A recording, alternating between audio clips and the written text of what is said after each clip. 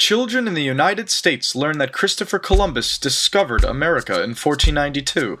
But since there were already millions of people living on the American continents when he arrived, what is Columbus's real importance in history? This video will show what really happened during his voyages between two worlds and how they helped shape the world we know today. In 1451, Columbus was born in the Republic of Genoa. There he began his sailing career, but in 1477 he was hired as a merchant mariner for King John II of Portugal. Portugal was gaining power on the seas, colonizing Atlantic islands and establishing trade with African kingdoms. By the 1480s, they found out the Indian Ocean was on the other side of Africa. This discovery gave them a fast and cheap trade route to the rich goods of Asia. During Portugal's rise in power, a group of European scholars thought the Earth was smaller than what was previously believed. This meant one could reach Asia by sailing west. Because of the newly invented printing press, Columbus read about these recent theories and was enthralled with the idea of sailing west for riches. He tried to get funding for an expedition from Portugal, but King John didn't believe in the small Earth theory. He then tried in France, England, and Spain with no luck until 1492 when the Spanish sovereigns, Ferdinand and Isabella, decided to help fund 3 ships for a voyage. They saw Columbus as a means to compete against Portugal's success. The Niña, Pinta, and Santa Maria set sail on August 3, 1492. After a stop on Gran Canaria, the rest of the trip took 5 weeks. On October 12th, land was spotted. It was an island, and at dawn Columbus went ashore. Because he believed in the small Earth theory, Columbus thought he was near Japan.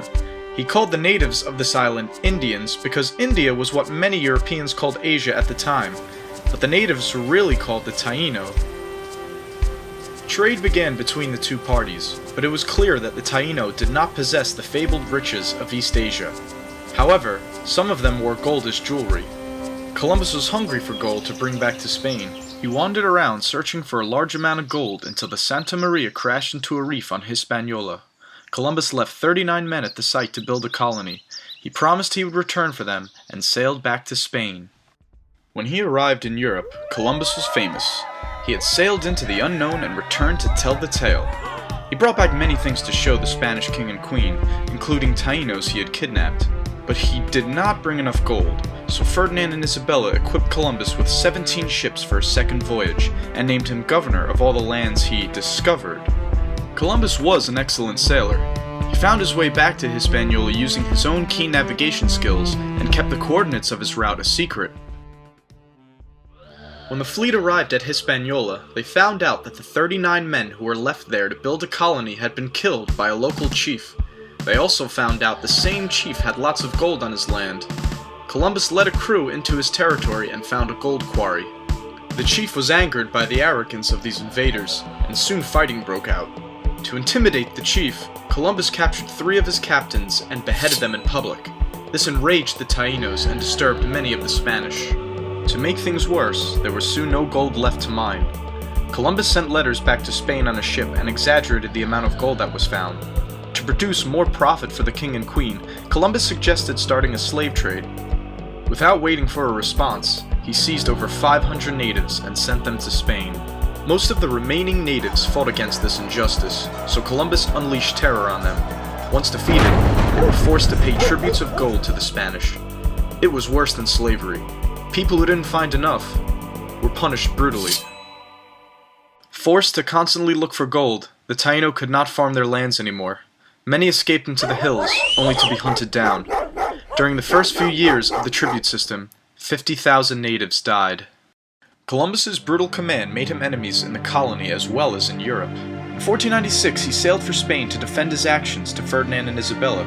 He left his brother Bartolomeo in charge of the colony until he returned. The king and queen listened to his defense and allowed him to return to Hispaniola in 1498. By now, the colony was a disaster.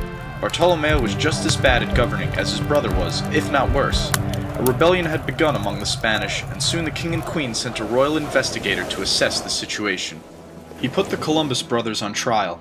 They were found guilty of numerous crimes against both the Spanish and the natives. The brothers were arrested and sent back to Spain.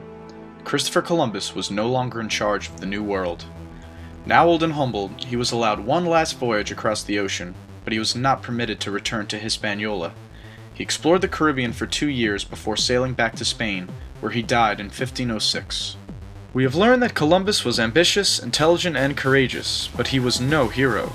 His exploits in the colony were disasters for the native inhabitants, and their way of life was destroyed by his actions as governor.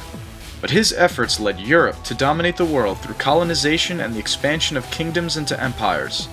If Columbus did not succeed, someone else would have. But since his journey was the first to establish a link between the Old World and the New, his name is remembered.